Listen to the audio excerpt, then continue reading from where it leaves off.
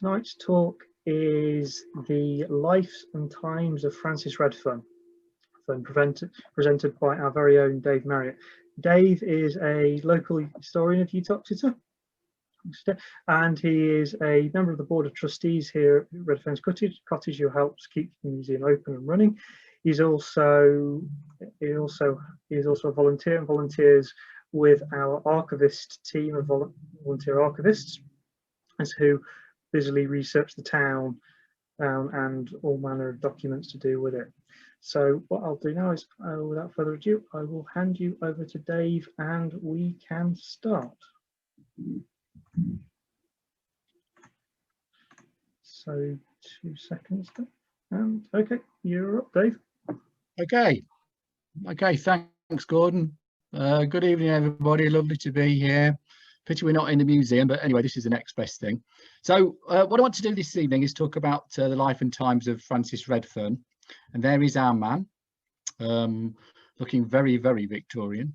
1823 to 1895. We were originally going to do this in March of last year, 2020, just to commemorate the 125th anniversary of his death. But of course, lockdown got in the way. So this is the sort of presentation that I was going to do then. What it is really is a glimpse at his life, but also a glimpse at Uttoxeter during that period. We're very fortunate in the museum in that we have a huge range of material, particularly about Francis Redfern. We keep a lot of his original papers and his diaries, and also his drawings and paintings. So I'm using some of those diaries and his paintings to illustrate the talk. There's a lot of slides, but I'll be moving rapidly through them to illustrate some of the points. So hopefully you'll get a glimpse of the chap himself, and also a glimpse of Uttoxeter during that period. Okay, so let's move on. So there he is, born in 1823, the first of 10 children. He's actually born in the Bluebell Inn in Fenny Bentley. Now, those of you that know the road, this is the main Ashbourne to Buxton road. Just as you come out of Fenny Bentley and into the sort of estate of Tissington, on the left-hand side, going between Ashbourne and Buxton, you see the Bluebell Inn. At the moment, it's, as far as I remember, having passed it just before Christmas, I think it's fenced off at the moment. But his mum and dad, John and Anne, were the publicans at the Bluebell, and this is where Francis was born. And it remained in the family throughout his lifetime. So it was an important place for him to come home to when things were getting tough. And as you'll hear during the talk, things were not always easy for Francis, and this was a sort of refuge in many respects for him. So he was born there. In many respects, it's a fortunate place to be because it's within the Tissington estate. This is Tissington Hall. Some of you will recognise it and will have visited it, I'm sure. This is the home of the Fitzherbert family, and still is and has been for probably about 5 or 6 centuries. Like some estates, they were very generous to the people that were living within the estates, their tenants, and anybody that therefore came under the organisation that was the Fitzherberts and Tissington. This was fortunate for Francis. The sort of research I'm also doing in other places, I'm talking to you from Lee at the moment, and Lee's a little bit similar in that we have generous landlords and people within the parish who from a very early stage actually provide education. Now, education generally in the UK is not compulsory until 1870. There are some private schools around throughout the 19th century, but you do find in some rural communities and some rural estates the provision of a school, and it's it's fortunate that Francis was in Fenny Bentley, was within the estate of Tissington, because he went to school from a very early age, and he went to that school. The school is still there. The school now is a private nursery in Tissington. So those of you that when you can get out and about and get into Tissington, you will see that school building. And this is where Francis went to school. And from what we read, he had a really good time. He was his teacher, and the only teacher in the school was a guy with a very uncommon name of John Smith. And he talks very fondly of John Smith, who taught him an awful lot. And he was interested. He was an incredible pupil because he was interested in everything: geography, history, English, a whole range of things. And he gives a lot of credit to John Smith later on in his life for sort of stimulated that interest in learning. And he stays a lot longer than pupils used to. I mean, a lot of people only went to school until probably about 11. Francis stayed until he was 13 because he enjoyed it so much. I think he also, although we don't know for certain, he was probably helping John Smith in teaching the youngsters that were elsewhere in the school. But he had a really, really, really good time. From that time, though, when he left at 13, he'd got to find his way in the world.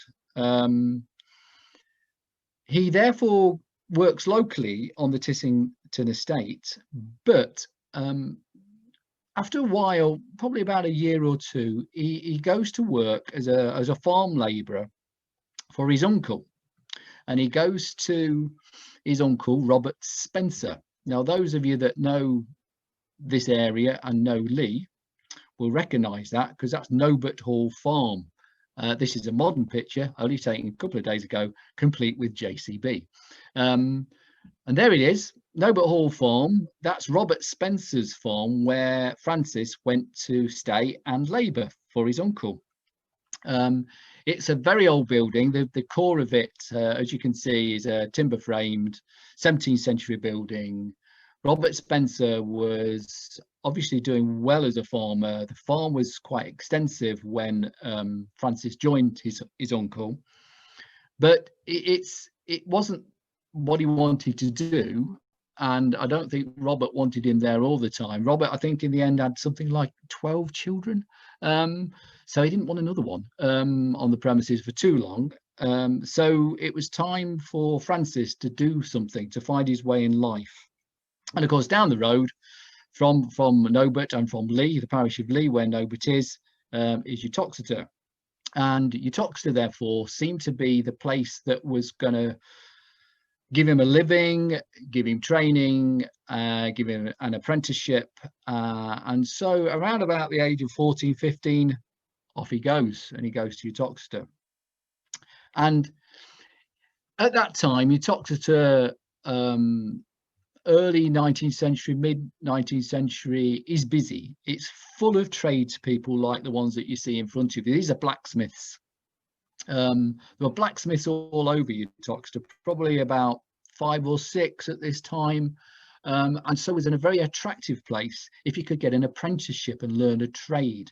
And that's something that obviously Francis wanted to do. We think he wanted to do that anyway, but as you will hear later on, he's an academic sort of lad. And so the idea of getting his hands dirty didn't perhaps come at the top of his list. But nevertheless, he came to Uttoxeter, and he became an apprentice of a chap called Samuel Brassington. Now, those of you who know Uttoxeter will know the name Brassington. It's an old Uttoxeter name. And Samuel Brassington wasn't a blacksmith, but he was a cooper. And he had a cooperage. It was a cooper maker on the High Street, probably about opposite where Bagshaw's estate agents now is, on the same side as W.H. Smith. So that know the High Street was Samuel Brassington's cooperage, and he became an apprentice to Samuel Brassington, and in fact actually lived in the High Street, either at the back or above the main cooper's works while he was an apprentice. And he got all the training that a cooper would get. It was incredibly hard work, incredibly hard work. I mean, he talks of probably doing 14 hours a day for his apprenticeship, only having a few days off a year. Very, very hard work, but it does mean that he does get his apprenticeship. After about 5 years, he gets his apprenticeship. I put this slide up because it sort of shows you how fate can take the same sort of people in different directions. On the left, they're both employees, or were employees, of Samuel Brassington. They're obviously in their dotage, both of them. We've seen the shot on the left is Francis. We'll talk about the chap on the right in a moment. But basically, both came from very similar stock. Both had fathers who were publicans. Both of them moved to Uttoxeter for an apprenticeship. They were born within a couple of years of each other, and they died within a year of each other. So they were contemporaries, and no doubt will have known each other fairly well. The left-hand side we know is Francis. The right-hand side is a chap called Henry, whose surname is Bamford. This is a shot of Henry Bamford, who came to Uttoxeter about the same time, a few years just before Francis, to be an apprentice blacksmith.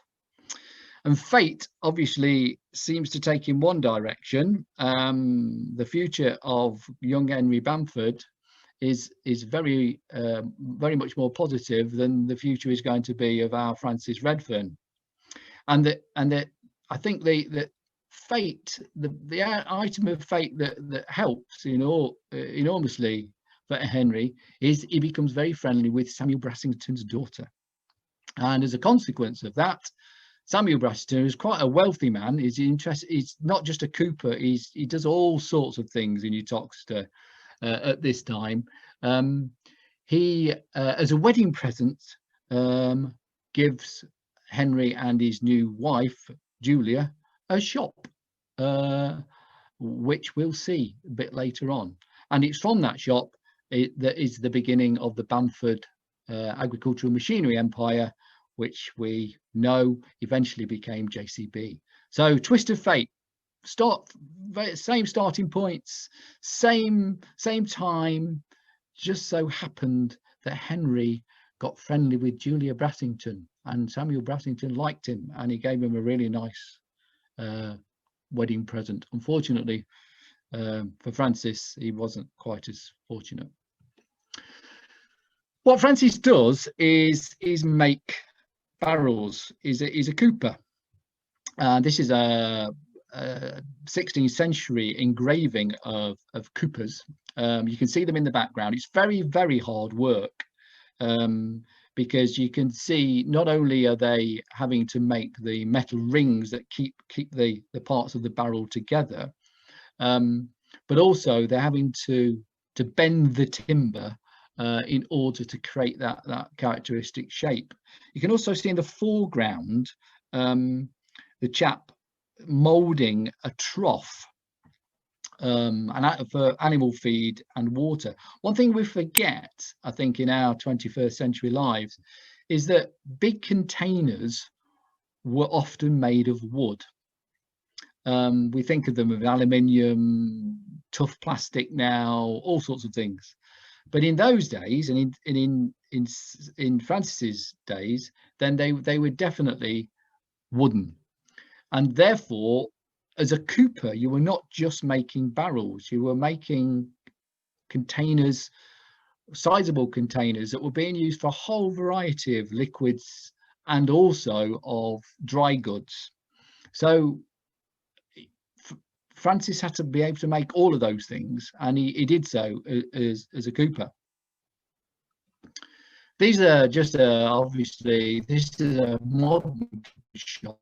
It gives you the range of of barrels and containers that Francis would have been making as a young cooper, all sorts of things. And they could make them of all sizes. There were standard sizes, but they could customize anything. And that's what he was doing during his apprenticeship and after his apprenticeship. And throughout his life, he still had that skill.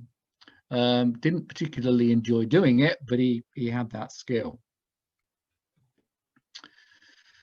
By 1851, Francis Redfern is now married, and he buys into, it's not quite clear whether he buys it completely, but he buys into a business, a coopering business, being sold by a chap called William Allen.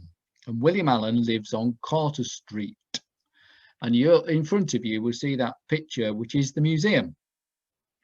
And that is the site of Francis Redfern's cooperage that he buys in from William Allen.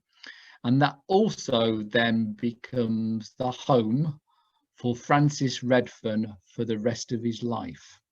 Now, one thing to point out, those of you that know the museum know it as a long building. So the white that you can see in front of you, including the half timbered bits, go all the way along. The family and Francis and Ellen and their children only lived in part of it. The thing that confuses post people when they put post through the letterboxes is that there's more than one front door of the museum. And the section that Francis lives in is the one that's in the sort of centre of the picture, with the double white doors. So 1851, he's now a master cooper. He's finished his apprenticeship. He's moved into the cottage on Carter Street. Things should be looking good. Should be looking very good for him. He's got all the skills that he needs. The world seems to want wooden containers, he thinks. So hopefully he's going to do okay. The thing that we have to remember is, though, that is learning for Francis is still incredibly important. So I don't know many coopers, but Francis was probably, from what I read, is probably the most educated cooper in the world, or in his world anyway. He read and read and read anything that he could read to increase his knowledge. Even though, you know, his formal schooling had stopped, he was absolutely fascinated with information and knowledge, particularly about the town that he was now calling home.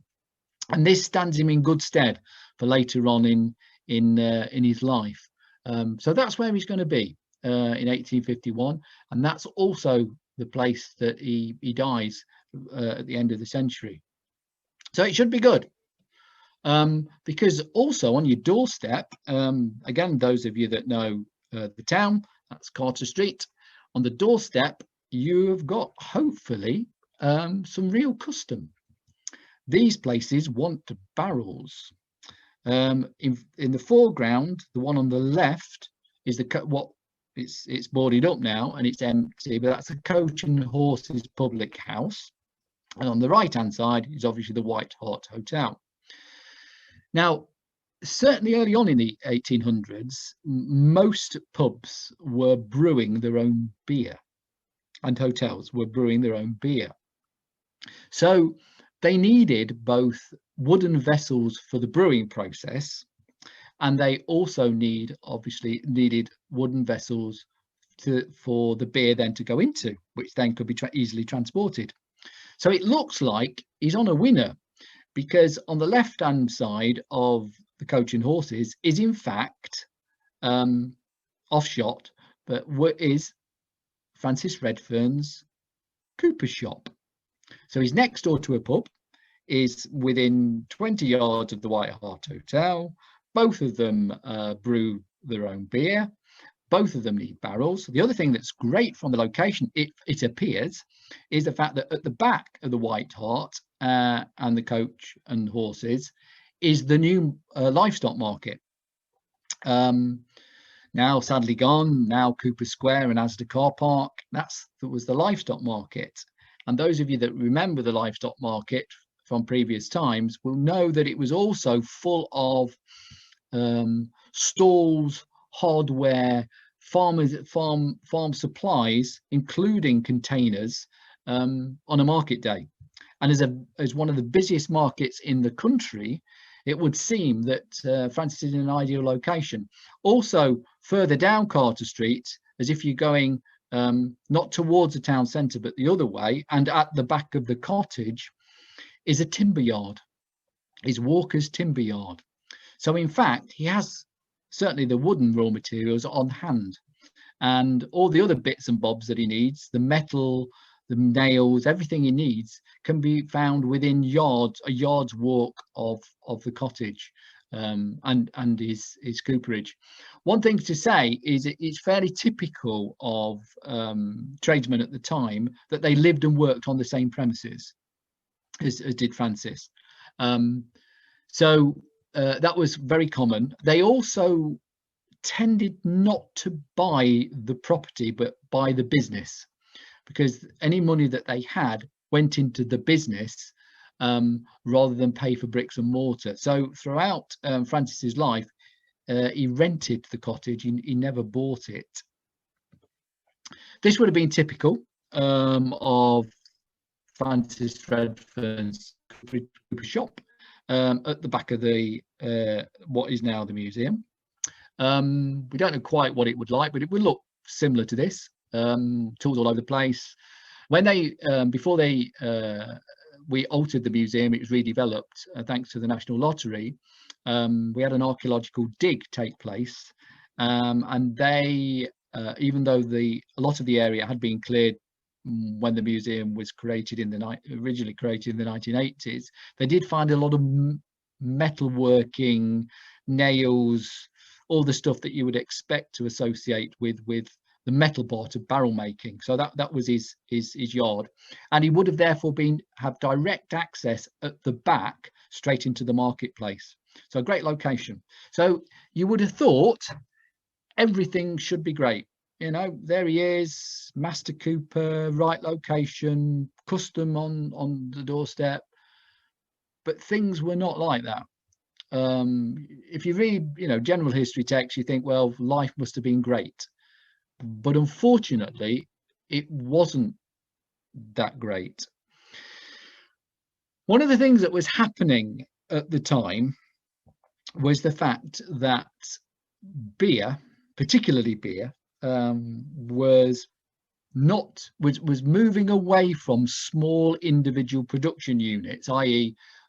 pubs themselves or hotels themselves, into bigger brewers, much more mass production. And you can see this engraving here of these huge mashing tubs for this brewery. And these were people that were producing it and then selling it on to places that then sold beer, pubs, hotels. So it meant, in fact, that the number of customers that Francis might have expected at the time when he began his apprenticeship was falling.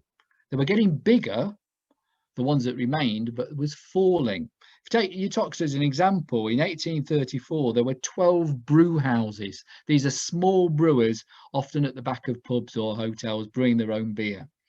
By the time you get to 1880, they're all gone. There's not one. So the trade in making barrels for the brewing industry, which was the main market for a barrel maker, for a cooper, is beginning to disappear. The big brewer in town at the time was a chap called Thomas Earp.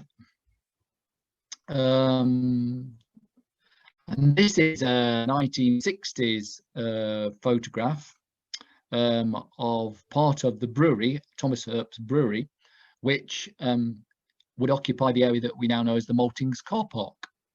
And Francis was contracted into Thomas Earp to provide some barrels. particularly when Thomas Earp wasn't making as much beer as he later did. Again, it was incredibly hard work. He worked many hours for not that much pay. The only upside to it was that it was giving him some sort of income. But there were other coopers in town. I mean, he was one of 4 coopers at the time making barrels and wooden containers. So competition was quite considerable. So, you know, it looks like everything's going for him. He probably, you know, with the contract to Thomas Earp, might be doing okay. But in fact, it was going really quite badly. We're fortunate in having some of his diaries. So we've got Francis Redfern writing about himself and his life that we keep in the museum, and they're very sad.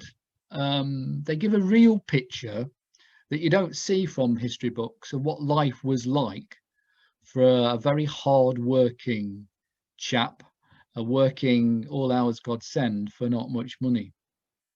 And so if you look at the diaries, you get a glimpse that actually being a cooper was not good. In one respect, this is a Uttoxeter market day.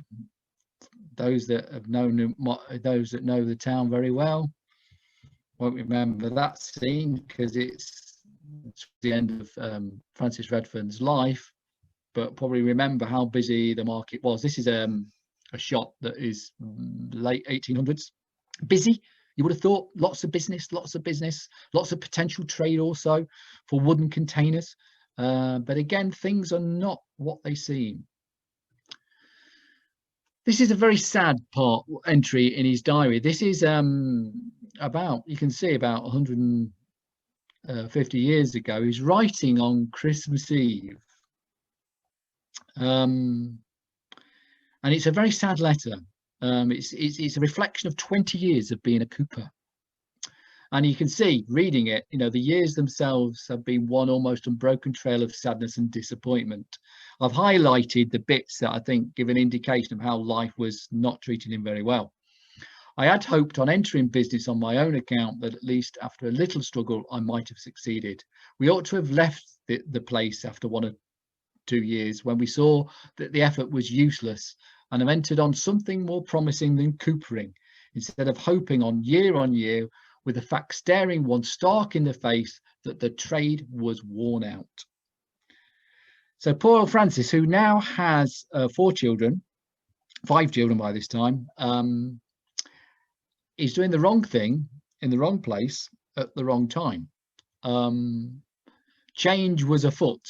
The skills and products of a cooper were not what they were. And the more you read his diaries, the more you see what incredible strain this chap is under, just to keep body and soul together, to keep the family in food, to keep himself together. And you see lots of glimpses of him going into deep despair because of the circumstances that he finds himself in. A year on, it gives an indication, 1871. I've highlighted the bit there. He's only had 1 or 2 jobs coming all month in December, to say nothing of the previous months. And all the prospects I have in my trade for several months hence present I know only a blank. So he's nothing. He's got no work. He's got his business.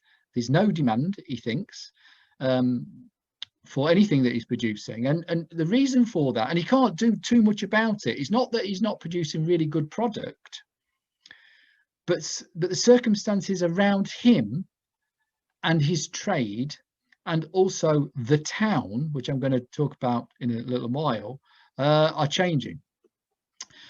This shot gives a glimpse, really. This is 2 shots, a milkmaid in the 1700s and a milkmaid in the late 1800s into the 20th century. The critical thing is what the containers they are carrying is made from. And you'll see a wooden one which would have been made by a cooper like Francis Redfern on the left. And on the right, you can see this lady carrying 2 metal containers. And this would be the downfall, the right-hand containers and what they're made of many a cooper, including Francis. This shot, not, but it gives you a glimpse of a typical Victorian ironmongers. And a quote from a newspaper that's above it. The picture itself shows you buckets, containers, baths, you name it, you can see it. And none of them are made any longer from wood. And as the article says, that galvanized steel articles are much cheaper, not nearly as serviceable, but are displacing anything that is being made like an old oaken bucket and familiar wash tub. So progress is moving on. The galvanized products became very popular from about 1850. And remember, 1850 onwards is the time when Francis make a living making wooden containers, and nobody wants wooden containers anymore. It doesn't, even where there are wooden containers, they are mass produced. They don't use small time coopers like Francis Redfern. This is the barrel yard at Burton Brewery, and just look how many barrels are there, and it has its own barrel making plant and line. There's no place even where barrels still exist and are made out of wood for a chap like Francis Redfern and his business. I put this together because it also illustrates what's going on in the town. It's being prepared for another piece of work that I'm doing, but it shows you something that's going on in the town. Now, this period of time, 19th century, is a period of rapid population growth for the country as a whole.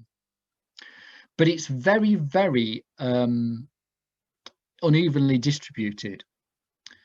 The population is shifting quite considerably in the country during this time, and it means therefore that there are some towns grow incredibly rapidly, those that have got the new iron and steel industries, coal mining towns, textile towns, potteries, manufacturing, and those that don't have that hardly grow at all, in fact decline.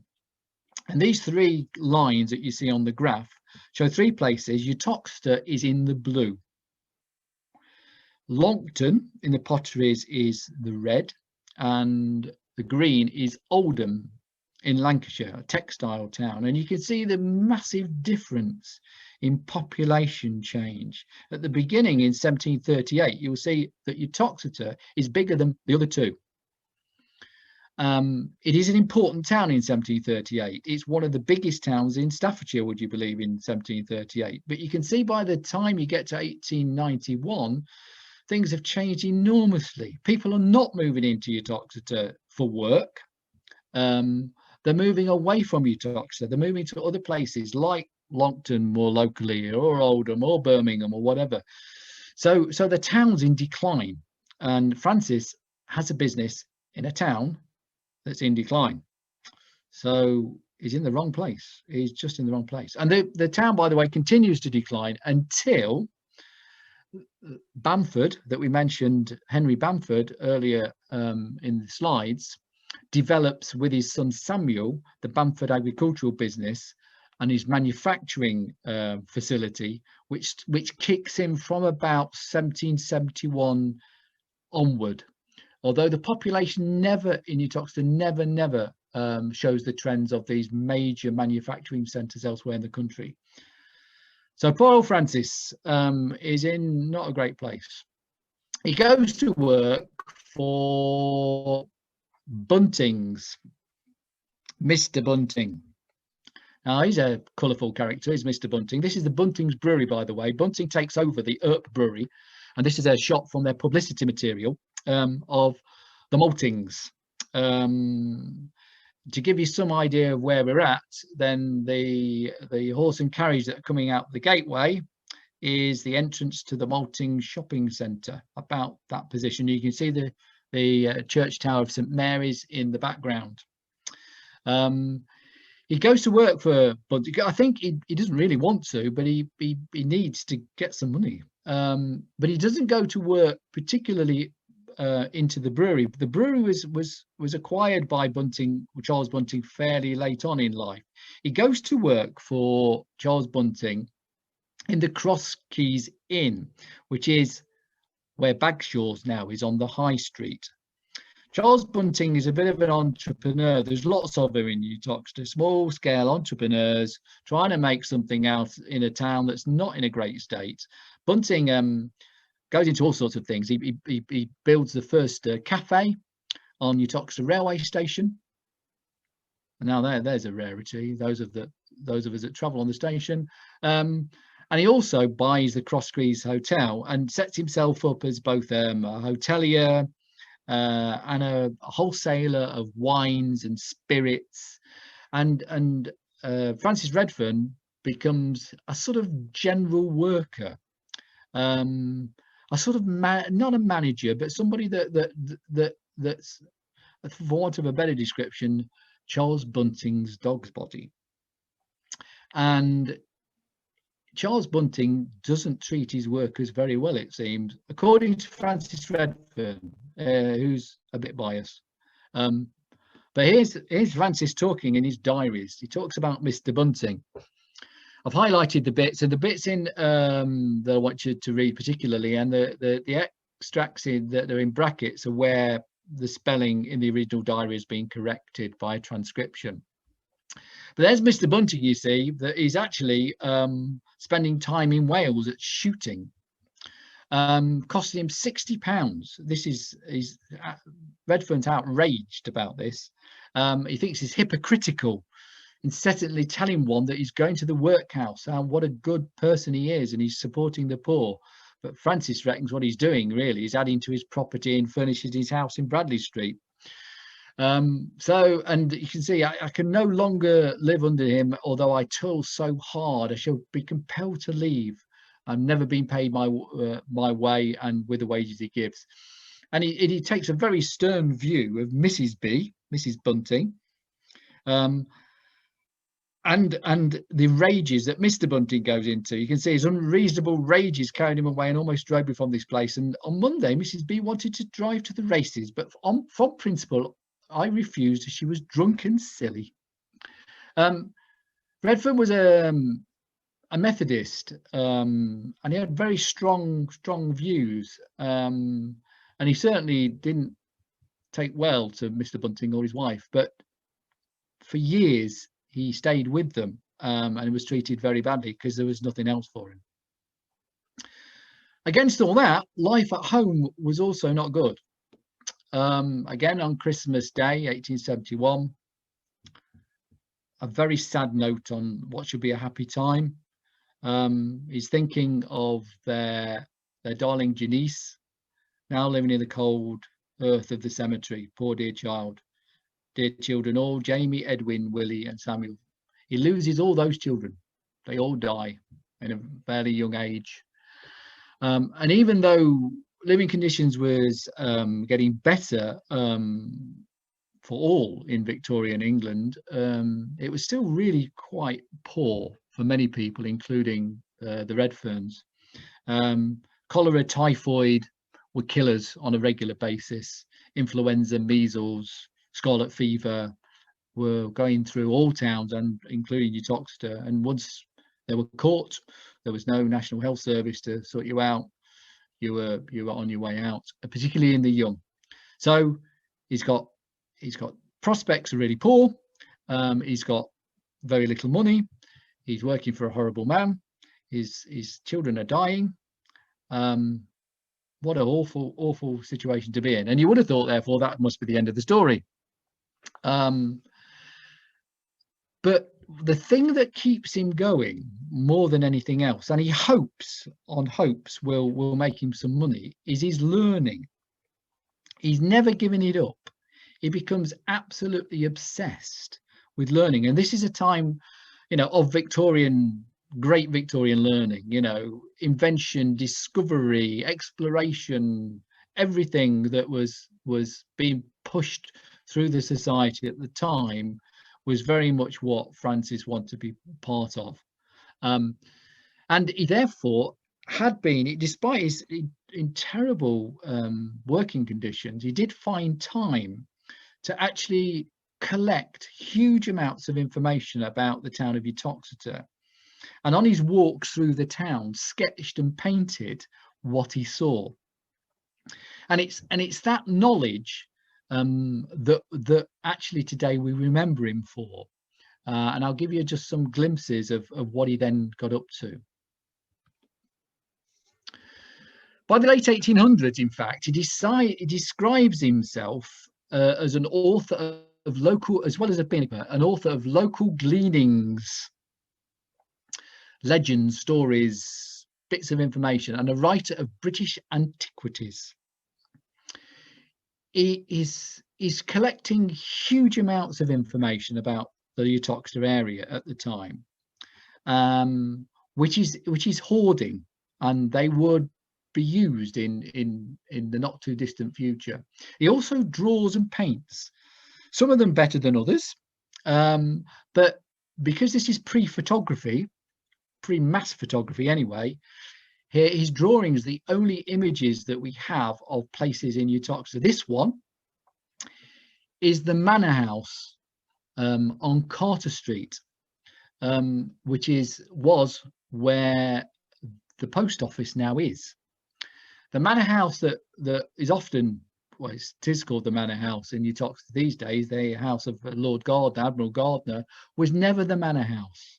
This was the manor house, a half-timbered house for the steward of the manor that was on Carter Street. And this is his drawing of it, which also then gets improved as time goes on. The other's also quite fascinating.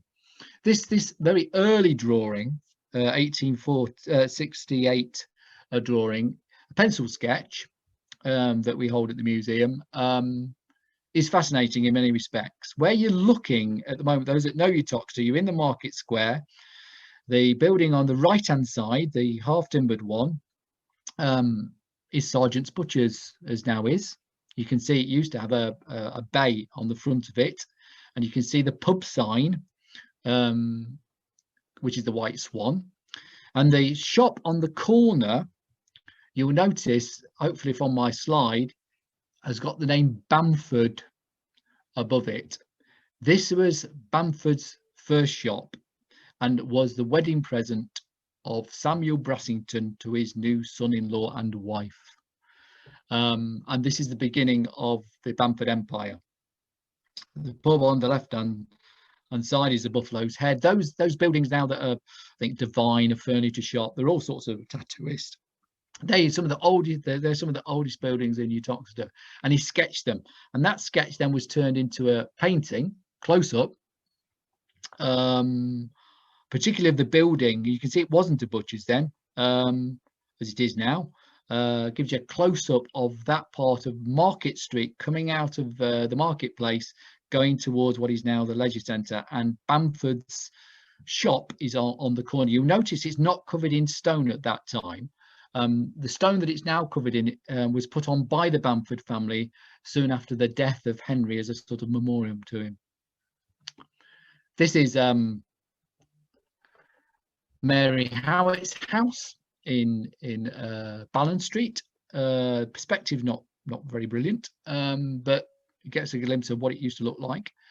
This is a fascinating one. The only shot I've ever seen, site I've ever seen. This is Spicefield Street.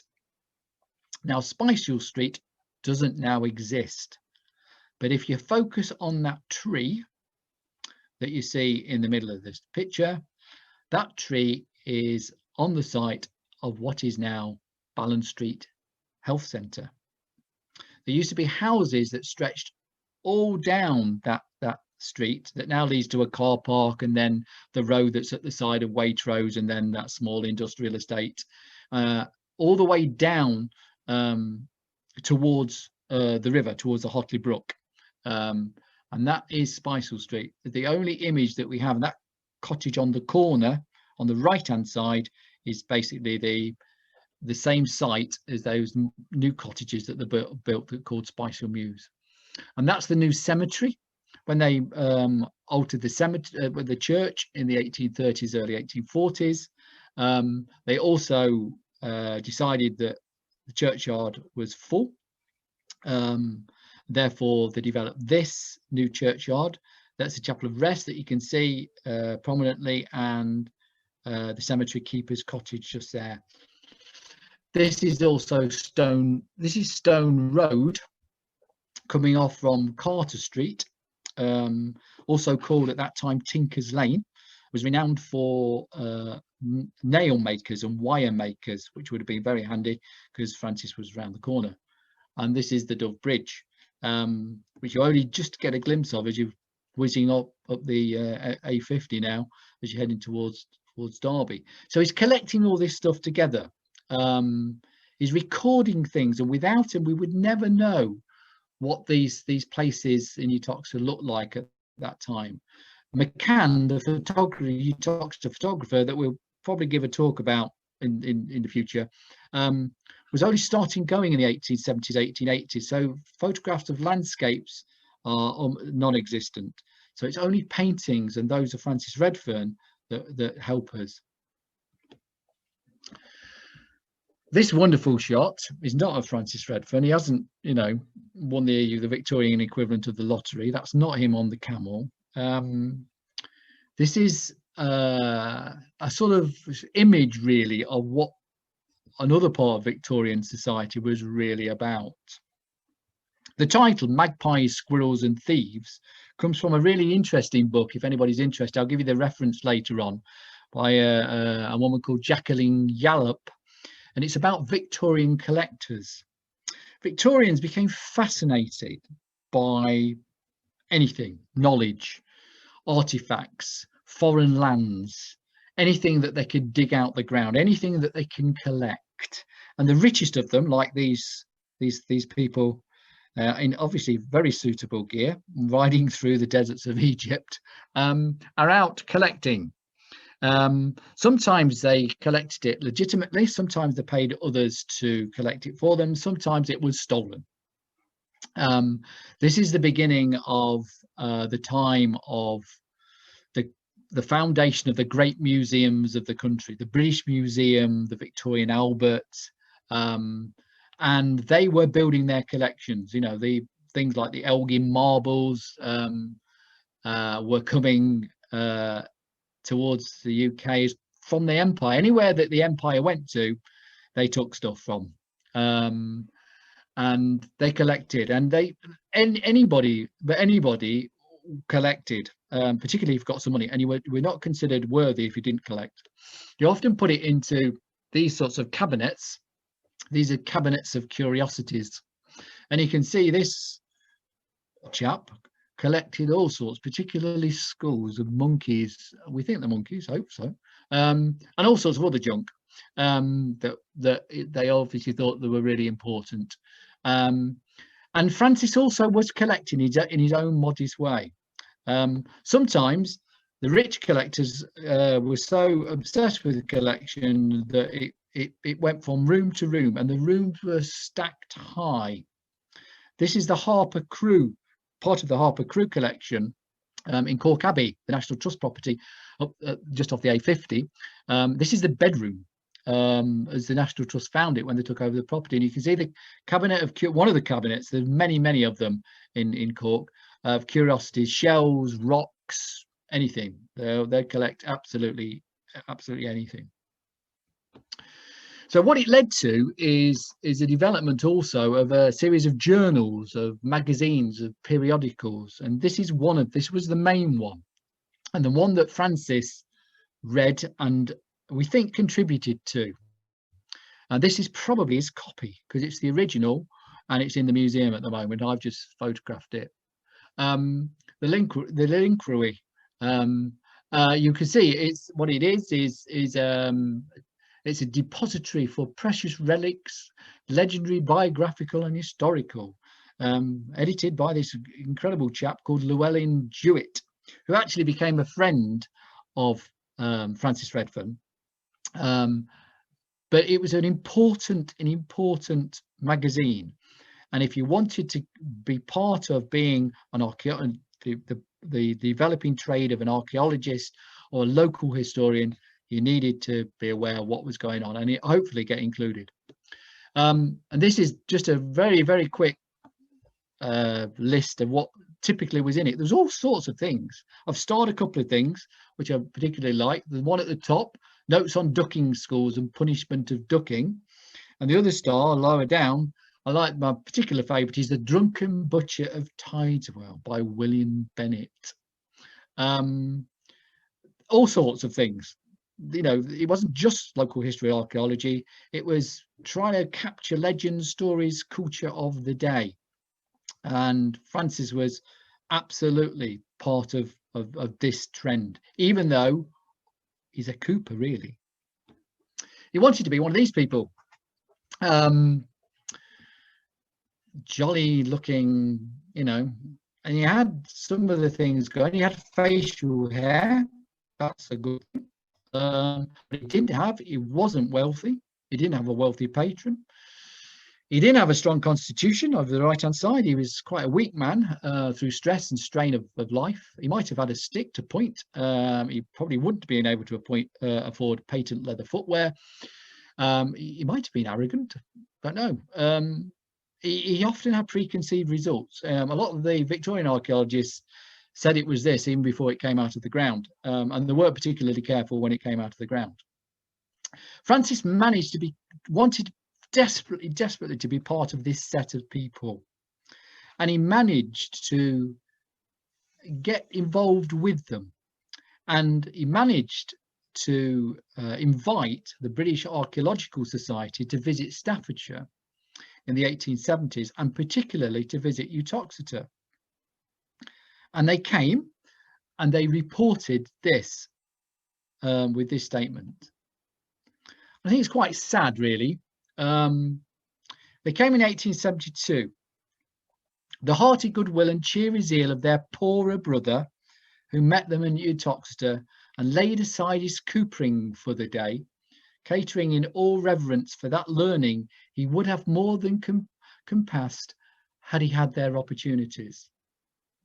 It's a sort of sad statement, really. These guys that are probably from wealthy backgrounds, or all from wealthy backgrounds, all well educated, all from a class, that a status in society that was involved in this sort of thing. They were being met by somebody that was equally talented, equally knowledgeable, but in fact was a Cooper, and he'd never had the opportunities that they had had to further his work. But he met them with enthusiasm, and he desperately wanted to be part of that group. But unfortunately, mobility in Victorian society wasn't that easy. He wasn't well educated. He was very well educated. He was very well read. He wasn't formally well educated. He hadn't gone to Oxford or Cambridge. He didn't come from the landed gentry or the rising middle classes. So he was always at the side. He was never really part of it. Nevertheless, he too became an archaeologist, a local archaeologist. And wherever there was a place to dig, he would dig. Any building that was going up in Victorian Uttoxeter, he was there with his trowel digging. Anything that he saw on an old map that he'd heard about, he was digging. And one example is this. This is him writing, 26th of July, 1876. Permission was accorded to me by Mr. W. Phillips, Esquire of Heybridge, to open a barrow at Lower Tean. And these photographs are my photographs of that very barrow, which still exists. So essentially, the barrow itself is a Neolithic burial chamber, which is quite close to the Dog and Partridge pub on the Tean Road, going from Uttoxeter to Tean. You turn just off it and up the lane to Heath House Lane, and a footpath leads you to a field, and in that field is this burial mound. And there you can see the left hand side, the burial mound from a distance, and then the right hand side, that's me trying to peer through the barbed wire and the horse. That's the burial mound. In the burial mound, he finds flints, Neolithic flints. He finds one tooth, no body, and a ring of jet, a jet jewelry, presumably a part of the celebration of the life of the person or persons that were in that burial mound. Where they are, no idea. And he wasn't always that careful, as they weren't when they were digging them up either. But he continued to dig all over, and he was collecting all this information together. The thing that outraged him in the 1850s was this quote. This is a chap called Nathaniel Hawthorne. He was an American journalist who worships Samuel Johnson, and he was doing a Samuel Johnson tour, for want of a better description, and he came to Uttoxeter because he knew that Samuel Johnson's father had a bookstall in Uttoxeter, and Johnson had paid penance, which he still continues to do. The ceremony still continues to this day, but Nathaniel Hawthorne hated Uttoxeter, and all he got to say about it is the only thing that impressed him about Uttoxeter was abundance of pubs.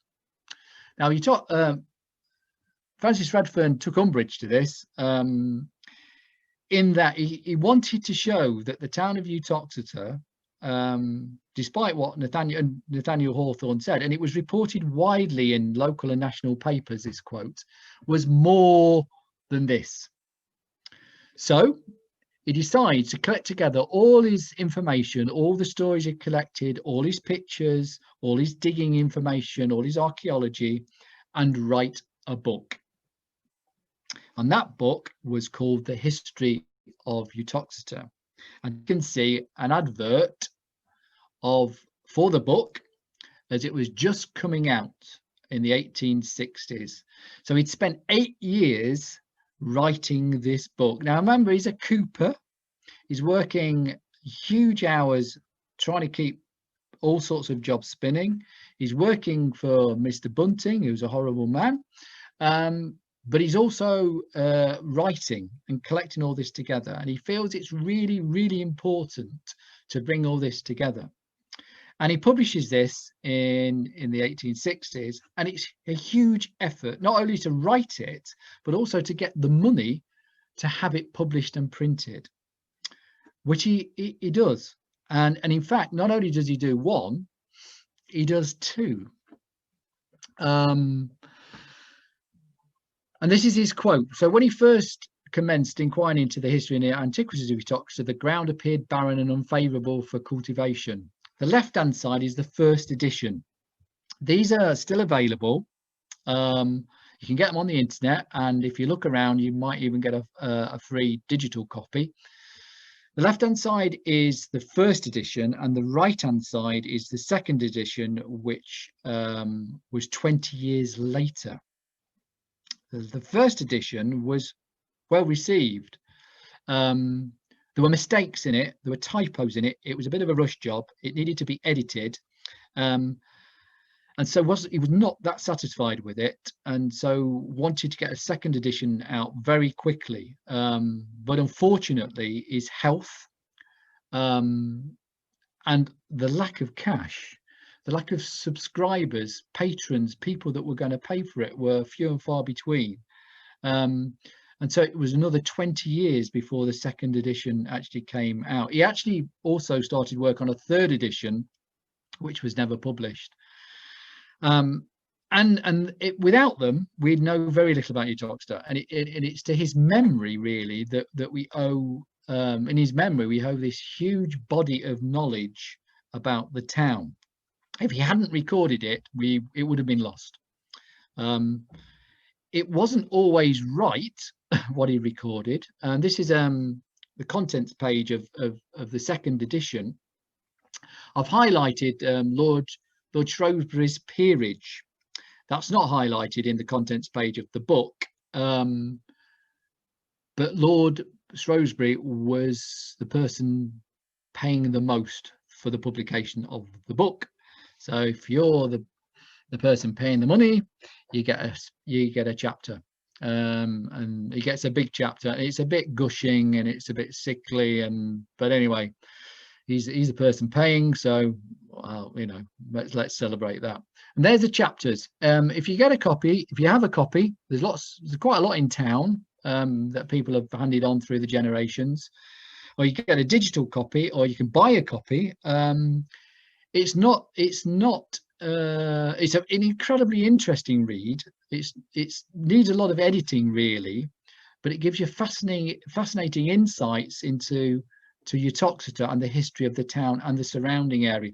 What's interesting also about it is what's not included. It doesn't mention at all the canal that had just fairly recently closed. Nothing about the railway. Things that we think are now important in the history of Uttoxeter don't get a mention. Interestingly enough, he never mentions the Bamfords. I know, I wonder why that was. And in it, there's some lavish illustrations. There's two of them. These are done probably from his original drawings. He didn't do the illustrations. People think he did. He didn't. They were done by a variety of friends.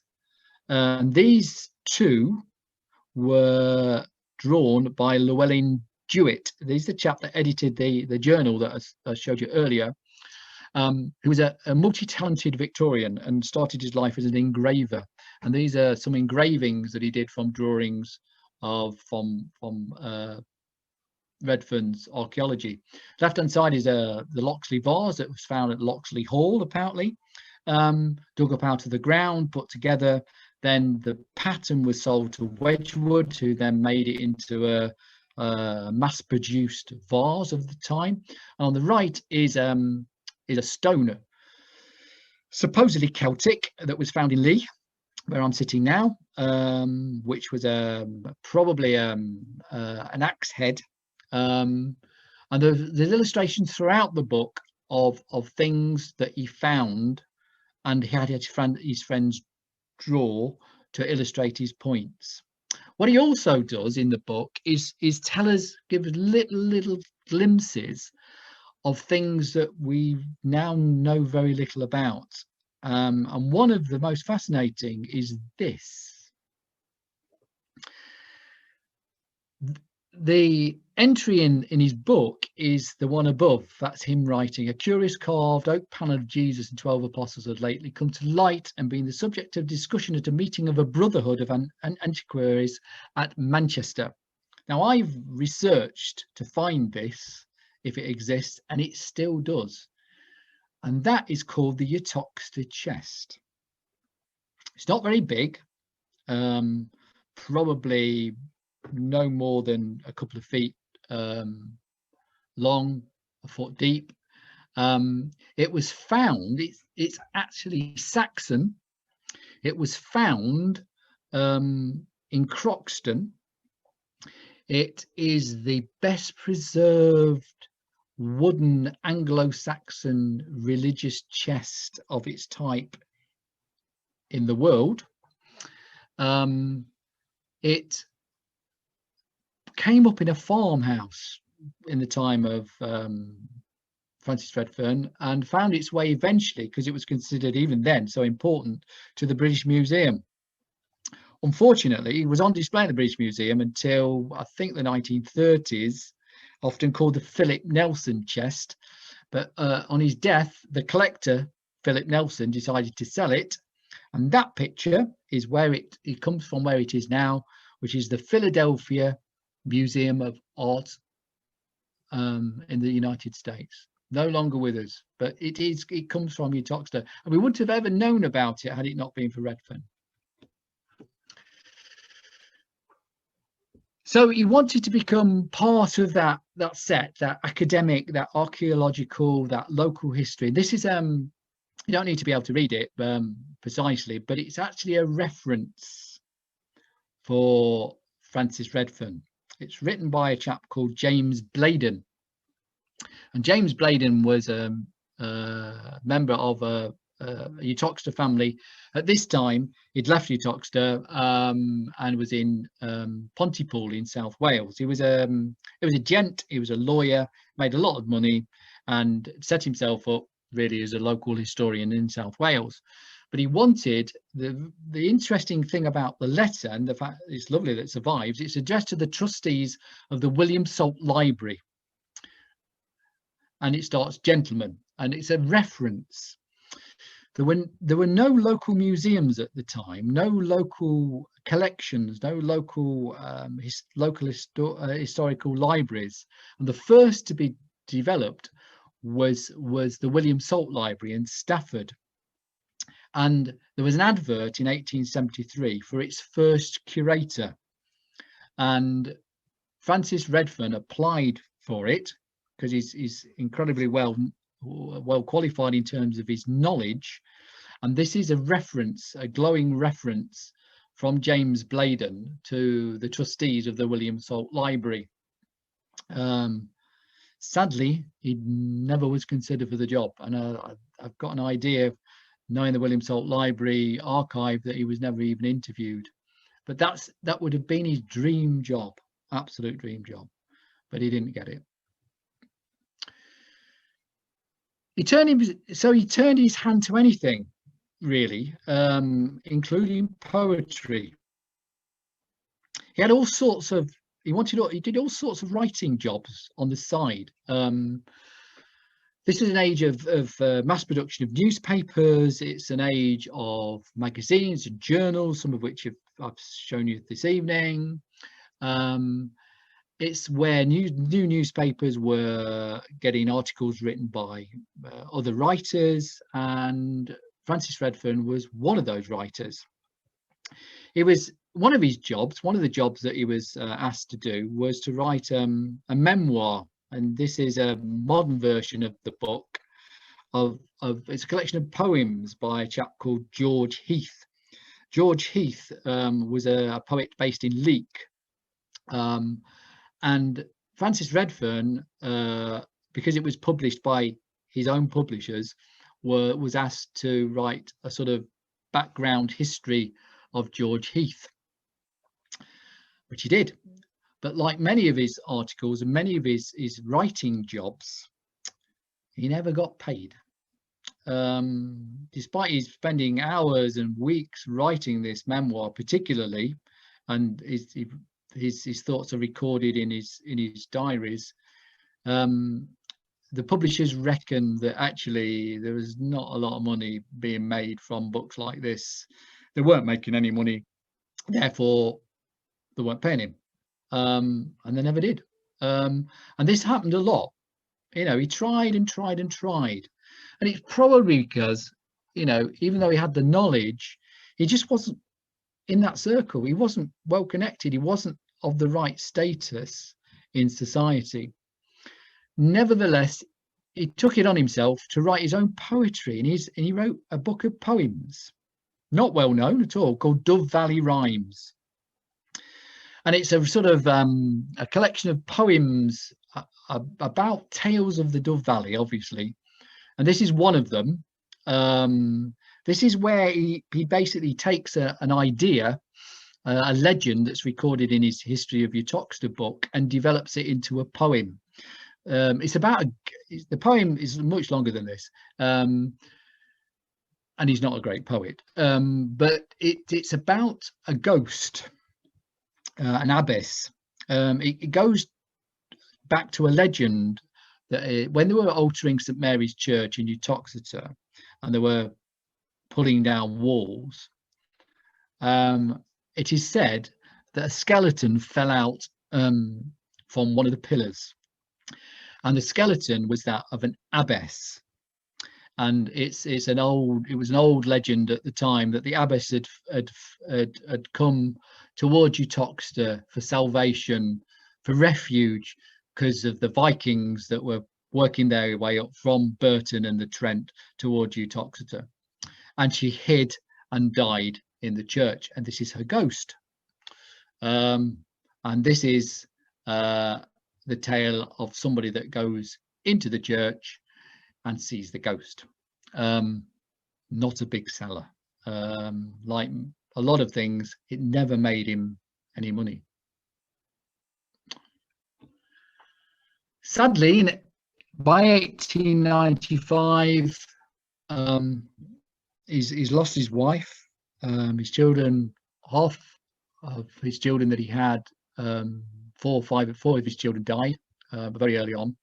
By 1895, he dies, never fulfilling his dreams of being a local historian, a well-paid, well-known local historian, the curator of a new local history library, doing something other than being a Cooper. He dies, and as a sort of reflection of his status, he's buried in an unmarked grave in the new cemetery in Uttoxeter. However, as this panel shows, and as that little piece above it shows, there were admirers, there were people that said, actually, despite everything, this guy's important, will be important. And this plaque was put together in 1909, some years after he died, and was put over the cottage where he lived, i.e. where we are in the museum now. And that plaque still is on the cottage. And it's a celebration, really, of Francis Redfern and what he did for Uttoxeter. His memory sort of died in the 20th century, but it was resurrected, fortunately, by a name that some of you will know, W.G. Torrance. Will Torrance was head of what was then Uttoxeter Grammar School, Elaine's, and he was a historian. He was a Uttoxeter born and bred, and he was determined that Francis Redfern's memory should never die. And he felt that it should be resurrected and celebrated, and he'd be remembered. So he published these, which you see around about. This is my collection, well, part of my collection. And he basically took the books of Francis Redfern and updated them. He corrected things that weren't quite right, and there was quite a lot that weren't quite right, because there was lacking in evidence, and it was story rather than fact and all that. But he basically published this whole series. Will Torrance published a whole series of them, and here they are. They're out of print now, but you still can get them on the internet quite regular. There's some in the museum that you can buy when it's open. But he did an awful lot to raise the status of Francis Redfern, to such an extent that in the early 1960s, he got people together and funds together and the town council together to say, look, this is somebody of importance. He might only have been a Cooper by trade, but without him, we'd know very little about the town of Uttoxeter. And in his memory, therefore, and his wife Ellen's memory, he had a gravestone put up in the graveyard at Uttoxeter, which is still there. So it was thanks to Torrance that all that knowledge that might have been lost has still survived. And in fact, it survives surprisingly in places that you wouldn't expect it to survive. You can buy history and antiquities of the town and neighbourhood of Uttoxeter in varying editions with varying modern looking covers. The left-hand side is one that's published by a Norwegian publisher, and the right-hand side is a print that's done by the British Museum. And you can get these. They're basically facsimiles of the original with a modern cover, but they're available, and they're still really, in terms of a collection of knowledge, Victorian knowledge of the town, they're still, the best place to start an investigation of Uttoxeter. And here he is. There he is on the sign outside the museum. And I suppose, despite his sometimes miserable existence, and not what he, I'm sure, thought was not a very successful life either as a Cooper or a local historian, we remember him. He is important, and I'm sure, you know, if he's looking down on us, I'm sure he'd be quite pleased the fact that, you know, his toils were after all worth it. And the museum in Carter Street, because it is about the history of the town of Uttoxeter and ordinary people's lives over time, then the life of and the work of Francis Redfern is central to its collection. And so at the end of his life, and even though he was a sad character, we remember him, you know, with great gratitude and thanks, really. And I was struck by something that went with one of the recent copies that you can get on the internet of his book, and why it was why they printed it in the first place. And this is from a good read website just before Christmas. It's about the history of the town of Uttoxeter by Francis Redfern. The reason why they print it: this work has been selected by scholars as being culturally important and is part of the knowledge base of civilization as we know it. I think Francis Redfern would be pleased with that. It's just a shame that he didn't feel the success in his time. Thank you very much.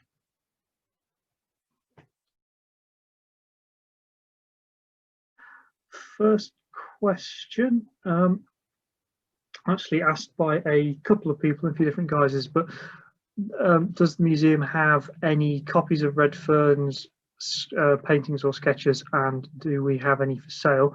We have some of his, we have copies or the originals of some of his paintings and sketches. We've just put them up in display in the museum, so when it's open you can come in and see them. Unfortunately, we don't have any for sale at this time, although if there's enough interest, it's something we may look into doing in the future. Okay. So next question from Neil. Does Francis have any living descendants? Dave, would you like to? Absolutely, yeah, absolutely. That may have been part of this talk, I don't know. Peter Redfern, sister. Peter Redfern still is a trustee of the museum, and even though he doesn't live anywhere near Uttoxeter, he takes part in meetings and planning meetings as much as he can by Zoom and internet and whatever. Yeah, so they're still around, and it's due to the current Redfern family that the museum has many of the pictures and the diaries, because they still belong to the Redfern family, and we are just the custodians at the moment. Mm-hmm. Okay, thank you. Yes, it's actually quite fortunate that Francis Redfern's diary survives. They came down to us through a slightly odd route involving an air raid shelter during the Blitz in World War II, where two members of the Redfern family had a chance meeting. I don't know the precise story, but I do know it's very interesting. I'll have to ask Peter. Ask Peter.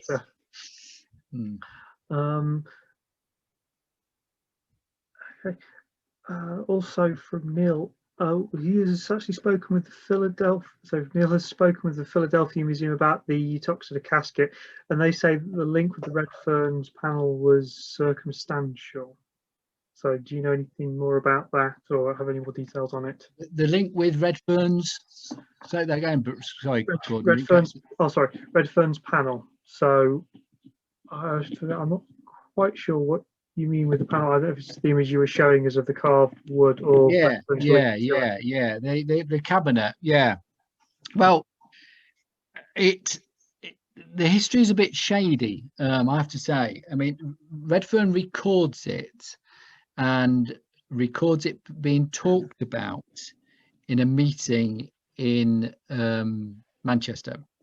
It also is certainly on display, or it's certainly in the stores of the British Museum for a while, and there's certainly evidence of it then being sold, and it being bought over into the United States.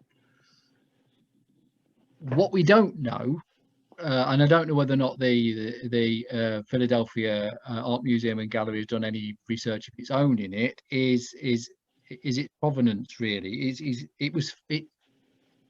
Redfern says it was found in a farmhouse close to Croxton Abbey, and because it's not really been investigated recently, that's all we've got to go on. And if you often look in any Google search, you often get the Redfern version of the history of the casket. So that's all we know. Like a lot of what Redfern says, we haven't really got the evidence to definitely say 100% that was true. But his stories and his records are often those that then are repeated and repeated and repeated, sometimes with further research and sometimes not, by the people that now hold the artifact. Okay, I guess thank you, Neil, for asking for the casket back. Although I assume it was a note from them. I don't think we stretched to that at the moment, Neil. Thanks. Yeah, we might have a collection plate somewhere soon. That would be interesting. Getting to give it back might be a little bit of a steep ask. Yeah. So on to the next question from Tim. So would he be correct in assuming that Redfern Road in Uttoxeter is named after Francis Redfern? Yeah, it is. I mean, you'll see throughout Uttoxeter, those that are responsible in the county council, local council, for naming roads take names sometimes from historical figures in the history of Uttoxeter. One of the latest ones, again, we might touch on it on a future talk. One of the latest ones that's got a name that people, I'm sure, have got no idea who this person was, is the funny little road that goes into the recycling centre, into the tip. And that's been named Robert Bakewell Way. And I'm sure a lot of people go down and thought, oh, who is Robert Bakewell? Well, Robert Bakewell, in fact, was a very famous 18th century blacksmith who came from Uttoxeter. He didn't stay in Uttoxeter all his life, but he came from Uttoxeter, and the incredible screen that is in the cathedral in Derby is one of his creations. And he was a celebrated, and still is, a very celebrated blacksmith. So often you get names of people that are of historical significance in the history of the town. And Redfern's one of them, Bakewell's another. You get Kinnersley's, you get all sorts that have been, important in the past. And also, Tim, just to confirm, yes, the Uttoxeter, we have penciled in the date of the 5th of February for the talk about Uttoxeter Canal. Yeah, it'll be 7 o'clock, same time as this talk. Although, please just wait for confirmation of that when we'll put it out on our website and on our Facebook page. Next question from Helen. Does anyone get the royalties from his book sales now? I don't believe so, Helen. I think his works are well out of copyright, so they're free to reproduce, which is why they are quite widely available online if you go looking. We have on to the next one about the Redfern family. Judith would just like to say thank you. Thank you. She found it very informative. And possibly a couple of corrections coming up. I like corrections. Good. Thanks from Tim. Again from Tim.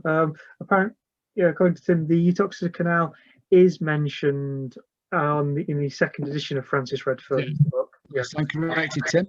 Yes, Stand corrected. there's a brief mention, and as well as the Damford family. They're also Yeah, mention, but not considered to be of importance at that time.